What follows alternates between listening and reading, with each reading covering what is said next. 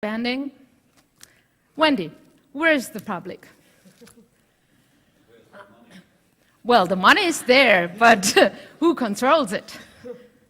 Well, a little bit like the old Where's Waldo books, it's hard to find the public in the set of structures that ICANN has created. There's the circus that is ICANN, and the last slide mentioned travel junkets. ICANN has held its meetings in spots as diverse as Singapore, Cairo, Morocco, Los Angeles, Rome, Berlin, New Delhi is coming up next. This organization spends a lot of time, and it seems as though there's a great public interest to a lot of what it does, but sometimes the public can be hard to find.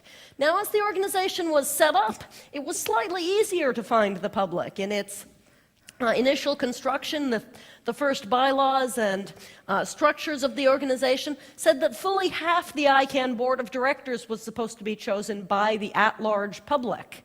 And in 2000, there was a round of at-large general elections, and one of our at-large directors is here up on the stage with us.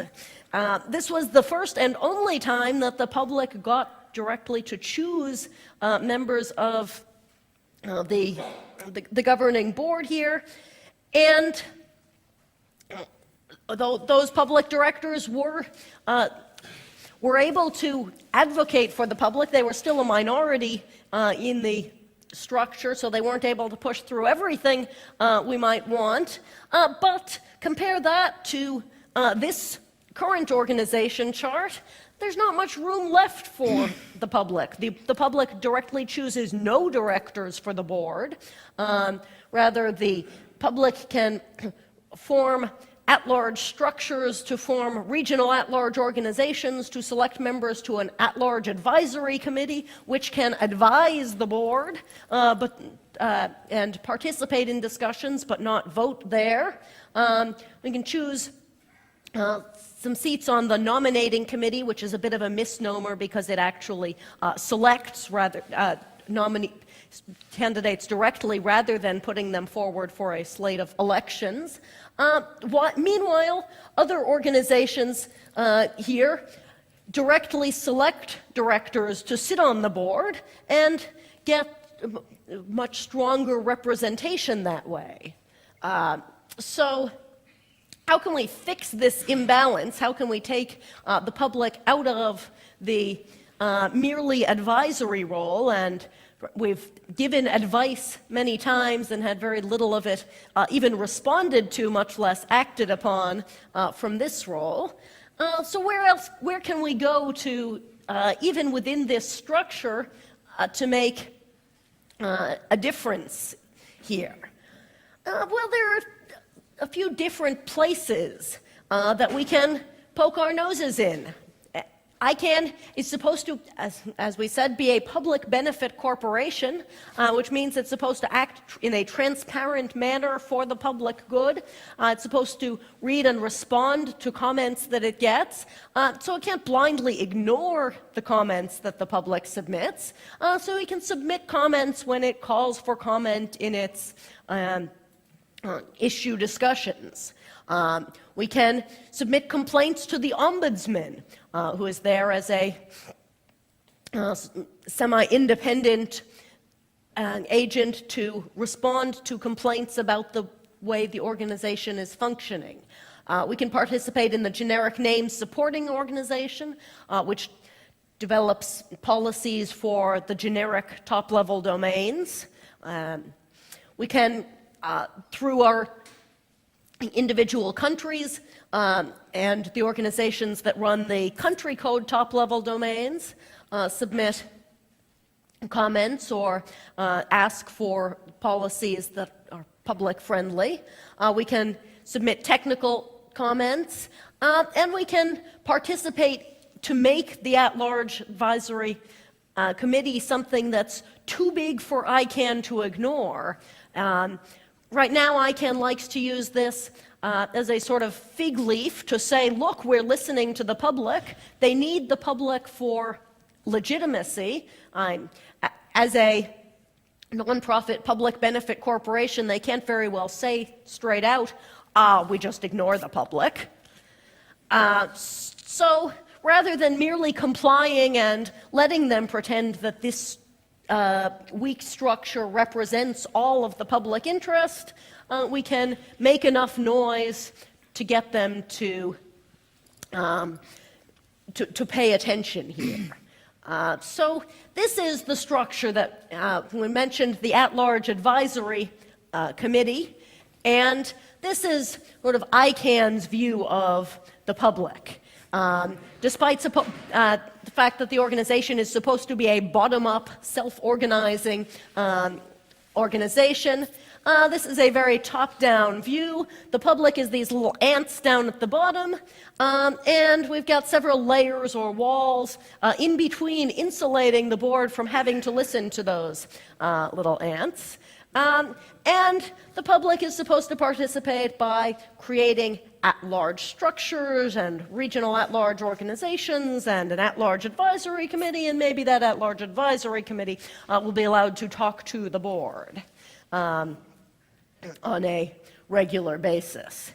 You want to tell us a little bit more about what this structure looks like? Sure. Yes, we are allowed to the board, to talk to the board. Not only that, we have a very good liaison to the board, who is giving smart advice to the board right in the board discussions. But just to let you know a little bit more about the At-Large Advisory Committee itself, the committee is constituted by 3 representatives of each region. Each region means there are 5 regions in the world. This is Asia, Latin America, Africa, Europe, North America, and what did I leave out? That was it? 5 regions. 2 people get elected via those organizations. Here, if you have at-large structures, at-large structure is really a silly word. At-large structure, at least for me as a German, I looked it up, I tried to find, what is at-large. It did not show up in the dictionary, and it's supposed to mean, the whole at-large world. Here are all these individual, what were these? Ants, right? Ameisen. There are these little creatures here. They have organizational representatives. And here's the nice part. There are actually quite nice organizations in place.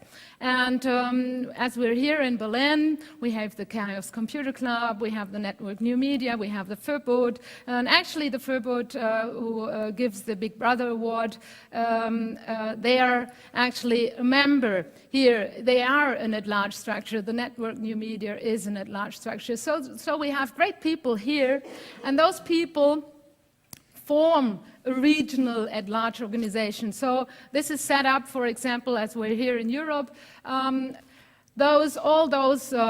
many ISOC organizations, there are other organizations, all those form one organization called RALO, that is a regional at-large organization. A region is, as I said, Africa or Asia or whatever. So those RALOs, they are going to elect 2 people to the At-Large Advisory Committee. And then there is a sort of nominating committee from ICANN. They also select 1 person, and this from each region. So this adds up to 15 people in a whole in the At-Large Advisory Committee. Needless to say that there is a lot of, apart from ideology and politics, there are just some very simple and practical problems. What language do you speak? English, of course. But how well do people speak English? Especially, let's say, here we are a little bit more privileged, but to Europe, one part of Europe is Russia, is Moldova, is Romania. All this is part of Europe, and I can assure you, I have a hard time speaking in English, but those folks, they really have a hard time to speak English. And if you go to Africa, people rather speak French, and it is already a foreign language to them if they speak French. So all those people have to learn to communicate in English, and not only in English, but online English. So here we go. It is much harder to do all these, nice talks. And here are all these wonderful, witty people from North America, and I can tell you it sucks. You know, they are just there and they write one page and you write one line. You're proud of your one line and it took you ages and they write the whole page. So communication is a real big issue here, apart from all political stuff. But talking about politics, of course, we want to have, we want to organize in a way that we say, okay, let's take the chance. Here are these structures, and not that they are the best way, certainly not. We need much more individuals influencing this organization and giving all their ideas, their creativity, and their thoughts to the ICANN board. So, what do we need? We need individual users as little space invaders. This is the way it should be. Go, Wendy.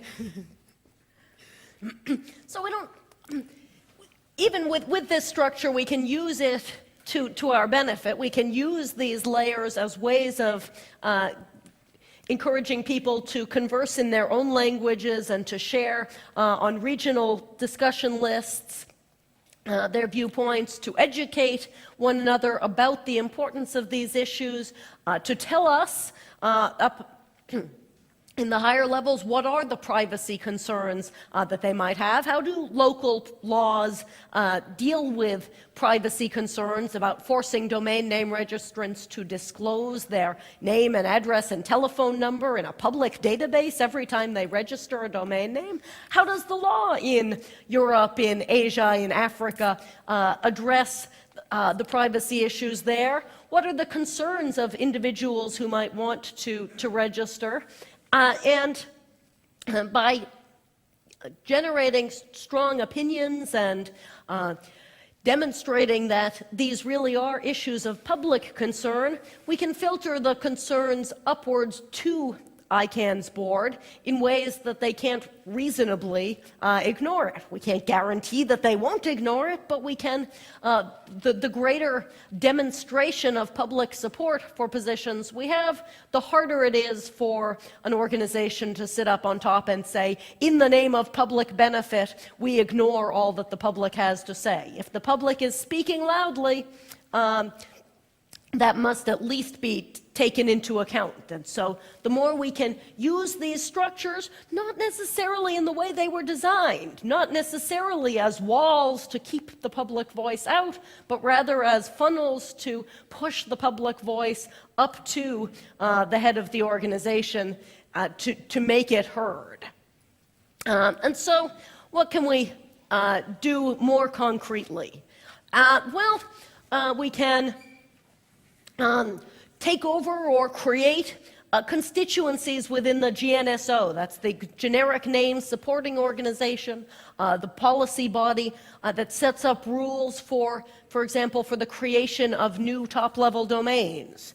So recently they produced a stack of paper in the form of a policy and procedure for the approval of new top-level domains. If somebody wanted to create a .berlin, there were hoops and hoops and hoops they would have to jump through, dispute resolution procedures and opportunities to challenge, all tending to make it rather difficult for new top-level domains to be introduced. But there are currently 5 constituencies within the GNSO: registries, people like VeriSign who run the .com registry, registrars, the public-facing entities that sell you domain names, the business constituency, the intellectual property interest constituency, the ISP and connectivity providers constituency, and on the other side, tending to take a more public interest, the non-commercial users constituency. Well, you've noticed there's no domain name registrants constituency, there's no individual internet users constituency, but there could be. There is a procedure in the ICANN bylaws for creation of new constituencies, and by explaining to ICANN the interest that would be served by giving the registrants of domain names a voice in the creation of new domain names,